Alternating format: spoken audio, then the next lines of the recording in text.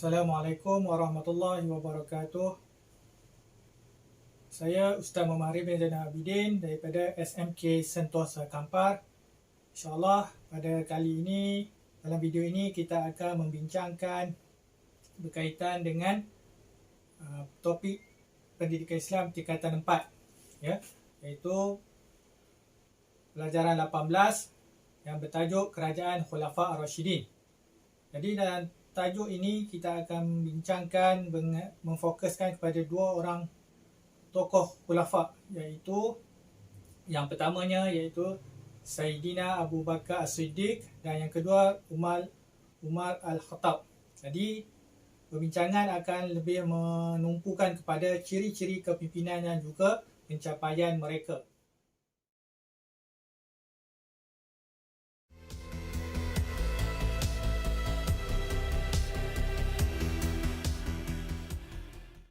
Baik, kita boleh lihat era pemerintahan kerajaan Islam ada 5, iaitu zaman Rasulullah SAW, yang kedua zaman kerajaan Khulafa Ar-Rasyidin, yang ketiga zaman kerajaan Umayyah, yang keempat zaman kerajaan Abbasiyah, dan yang kelima zaman kerajaan Utsmaniyah. Ini 5 era pemerintahan kerajaan Islam sehingga tahun 1341 Hijrah. Baik, seterusnya kita akan memfokuskan lebih lagi, iaitu yang pertamanya kita tengok era pemerintahan kerajaan Islam ni. Yang pertama zaman Rasulullah SAW, iaitu berpusat di Madinah, pusat pemerintahan di Madinah yang dipimpin sendiri oleh Nabi Muhammad SAW.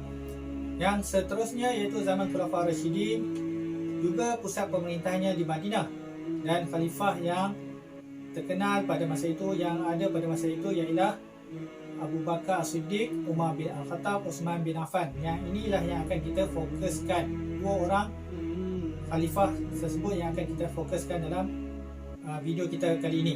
Seterusnya zaman kerajaan Umayyah, zaman kerajaan Abbasiyah, khalifah yang terkenal Abu Abbas, dan juga akhir sekali zaman kerajaan Utsmaniyah, sultan yang terkenal iaitu Utsman Ul-Tukur, dan juga Uqan dan Muhammad Al-Fatih, dan akhir sekali Sulaiman Al-Qanuni. Baik, ini 5 zaman pemerintahan kerajaan Islam yang ada. Baik, seterusnya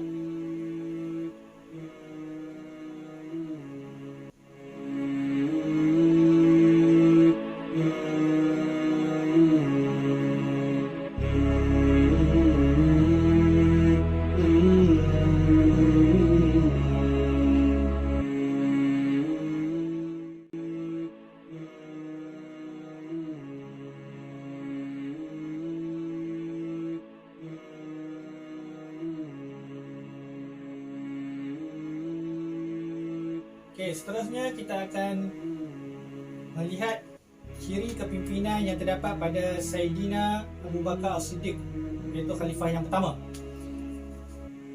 Ciri kepimpinan yang ada pada beliau ialah, yang pertamanya kita boleh lihat iaitu beliau seorang yang sangat tegas.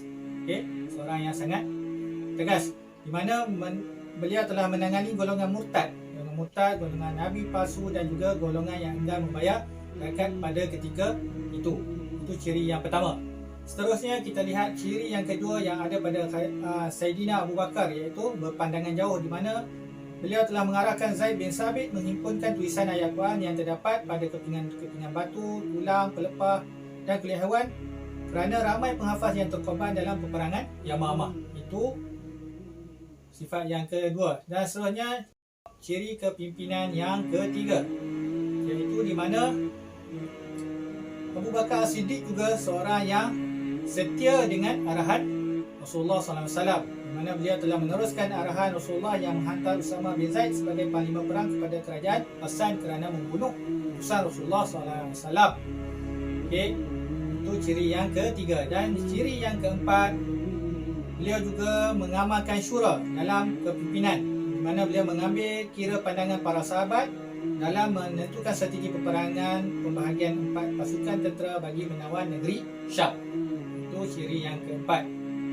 Okey, kita boleh tengok 4 ciri kepimpinan yang ada pada Saidina Abu Bakar Siddiq. Yang pertama tegas, kedua berpandangan jauh, yang ketiga setia dengan arahan Rasulullah SAW, dan yang keempat beliau juga mengamalkan syura. Okey, seterusnya kita lihat kepada ciri kepimpinan yang ada pada Khalifah Umar Al-Khattab. Okey, ciri yang pertama, Saidina Umar juga seorang yang tegas. Beliau telah menggantikan kepimpinan Khalid Al-Walid sebagai Panglima Angkatan Tentera dengan Abu Ubaidah bin Al-Jarrah semasa perang Yamamah. Okey, itu ciri yang pertama. Yang kedua, Umar Al-Khattab juga berfikiran terbuka, di mana beliau bersedia ditegur oleh Rasulullah SAW dan menerima pendapat daripada Abu Bakar Siddiq mengenai pembebasan tawanan perang Badar. Okey, kerana beliau menghormati keputusan mesyuarat. Okey, baik, kita tengok ciri kepimpinan yang ketiga yang ada pada Khalifah Umar, iaitu adil, memastikan kebajikan rakyat terjamin dan sentiasa meninjau dan menyamar sebagai rakyat biasa di malam hari. Itu yang ketiga. Okey, kita tengok seterusnya, kita tengok ciri kepimpinan yang keempat yang ada pada Khalifah Umar Al-Khattab, iaitu beliau seorang juga yang cekap, Beliau menubuhkan Majlis Syura dan beberapa jabatan baru Ad-Diwan serta mengemaskini Baitul Mal, membahagikan kawasan pentadbiran Islam yang diketuai oleh gubernur. Okey, itu ciri kepimpinan yang mana kita boleh lihat Umar Al-Khattab mempunyai 4 ciri kepimpinan, iaitu yang pertama tegas, berfikiran terbuka, adil dan cekap. Okey, itu ingat ya, ada 4. Sama juga dengan Saidina Abu Bakar, ada 4 juga. Okey, seterusnya kita lihat kepada